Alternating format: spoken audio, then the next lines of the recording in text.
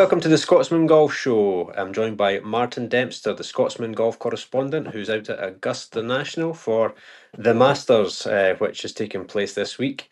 Martin, you flew out over the weekend there. How have things been in the build-up to the tournament? Yep, been excellent so far, Matthew. It's the 90th edition of the event this week. As always, the excitement builds from Monday onwards,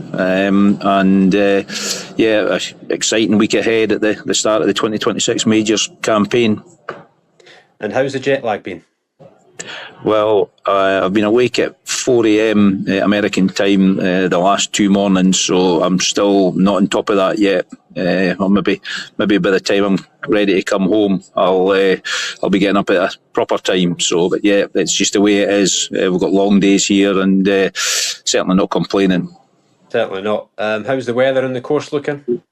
Yeah, as always, the course is looking fantastic. Obviously, one of the most magical settings in golf, and the weather is looking great. It's ironic because the gnome, the Masters gnome, which has become a bit of a phenomenon, he's actually got an umbrella in his hand this year that he can sort of comes off and you put the little umbrella up. But they chose that this year, and lo and behold, there's no rain in the forecast at all.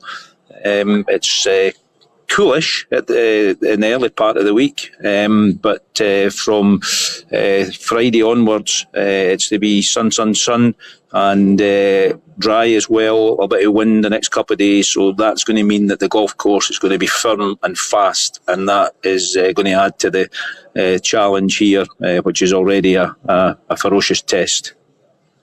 Yep, and it looks like you've got something resembling a saltire there on your top. You'll be there, obviously, covering the tournament, but also covering Bob McIntyre, who is flying the flag for Scotland this week. How is he shaping up for the event? Yeah, well, I'll tell you, I would love to be wearing this again on Sunday night, as Bob's pulling on a green jacket, and I'll certainly do that. Bob arrived yesterday, went in the registration Monday morning, did all the formalities. He had come straight from Texas, where he came close to winning the Valero Texas Open at the weekend. He was a bit disappointed he didn't win, having held a 4-shot lead at the halfway stage, but that performance, joint second, came on the back of him finishing fourth in the Players' Championship in his previous start. So he's certainly coming in here with a spring in his step. It's his fourth appearance here.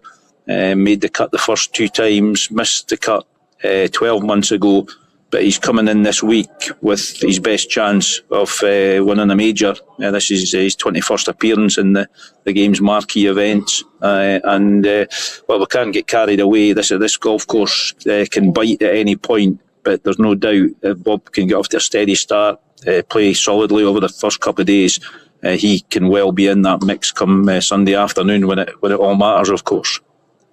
Yep, and one of his main rivals for that jacket will be the person who currently owns it, Rory McIlroy, obviously defending his title from last season. He's got his Champions Dinner tonight as well. Rory will be looking to do the double. Yeah, well, saw what it meant to Rory when he won last year, finally getting over the line here after some pretty big disappointments in the past. Became just the sixth player to complete the career Grand Slam.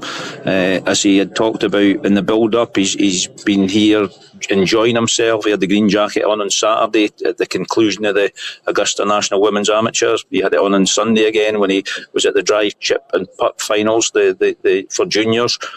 So he's certainly making the most of being a Masters champion at long last. But when the gun goes off, Rory is here to win again. He's got a great record round here, and if he can produce some of the golf he's capable of, there's nothing to stop him doing back-to-back, which has never been achieved here since Tiger Woods more than 20 years ago. So that'll be the goal for Rory. And it's business head on from Thursday onwards. Anyone else we should be keeping an eye on for the top of the leaderboard? Tommy Fleetwood, FedEx Cup champion. Yeah, Tommy, of course, he the biggest win of his career was in that FedEx Cup at the end of the PGA Tour last season. He's making his 10th appearance here. I just was in a press conference there just now where Tommy's just a lovely lad, and spoke about how special it is to be here. He played here in the build up to the event with a couple of his boys. His young son Frankie, he's playing in the par 3 competition tomorrow. He's excited about that. And Tommy really is one of the top players now. He was always a bit of a nearly man for a while, but he'll be in the hunt if in this event, and later in the season he's got an Open Championship in his hometown of Southport, so a big year for Tommy Fleetwood. Others to watch for me: Bryson DeChambeau. He's had two good finishes here the last couple of years, and of course you can never rule out world number 1 and 2-time winner here, Scotty Scheffler. Yep, so we're speaking now, Martin, on Tuesday afternoon. What have you got on the agenda now leading up to the start of the first round? Yeah, it's a big day on the interview front in the media centre here, the magnificent press building, and I'm going to just grab a word with Bob McIntyre, see what he's got to say.